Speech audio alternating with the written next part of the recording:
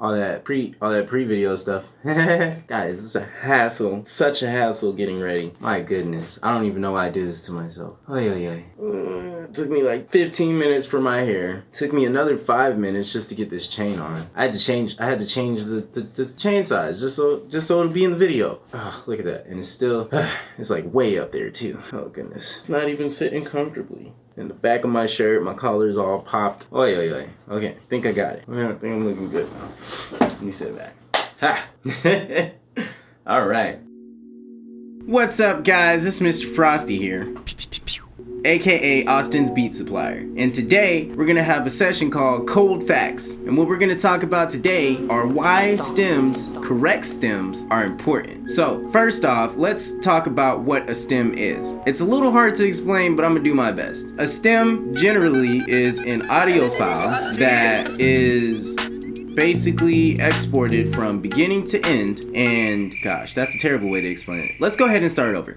So, a stem file is something that is used in sessions for mix engineers to be able to mix an artist's song without having to do too much extra guesswork. The easiest way to explain a stem is, well, like this. Think of when you record your song or when an artist records their song. They record it over the beat, they have their verse track, and then some artists, if they're really about their music, they go in and they edit and cut out all the spaces, cut out their breaths, they do that stuff. And what you're left with is this kind of session of floating audio files. And then the only audio file that kind of plays all the way through is the beat file. So what a stem is one individual file. Say you recorded your verse track. Literally that one verse track that you recorded, not any of the dubs or the ad-libs, just the verse. A stem is going to be that verse track from the beginning of the song all the way to the end of the song exported. Another way to think about it is if your beat was 3 minutes and 15 seconds long, then the stem track for your verse should also be 3 minutes and 15 seconds long. Now, another thing about stems that is very important to remember is that the vocals should be dry. Very important. They should be dry. You shouldn't touch them. No reverb, no delay, no processed telephone effect, no scratchy voice effect, none of that. Your vocals should be as dry as possible before you send it off to the engineer.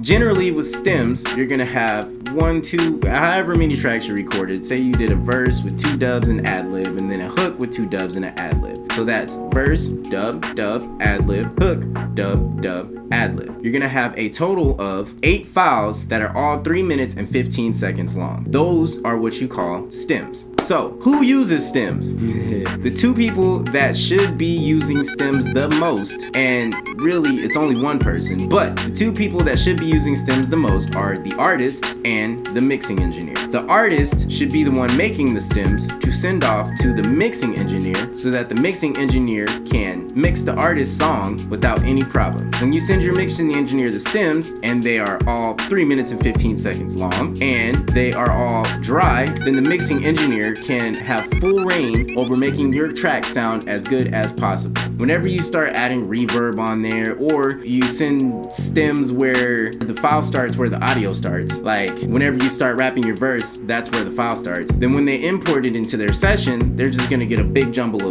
of stuff. And then when you press play, it's gonna sound like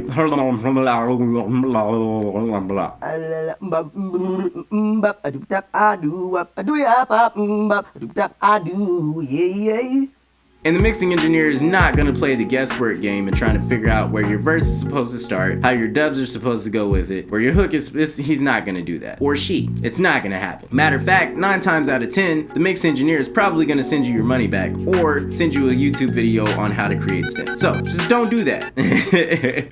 And that kind of falls into the segue of why it should be done right.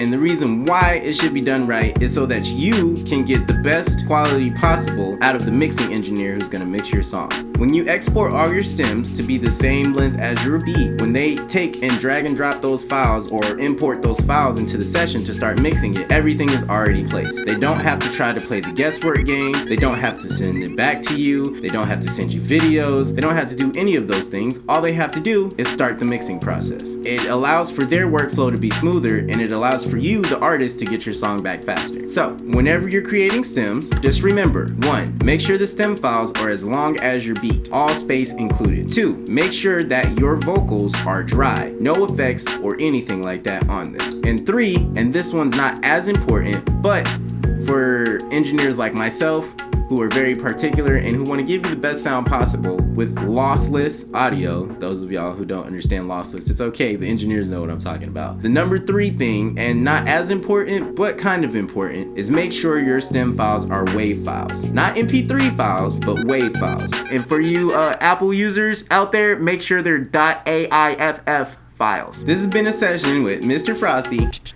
Austin's beat supplier, letting you guys know why correct stems are important. Check out my other video on how to actually create stems on any DAW, any program, here or there.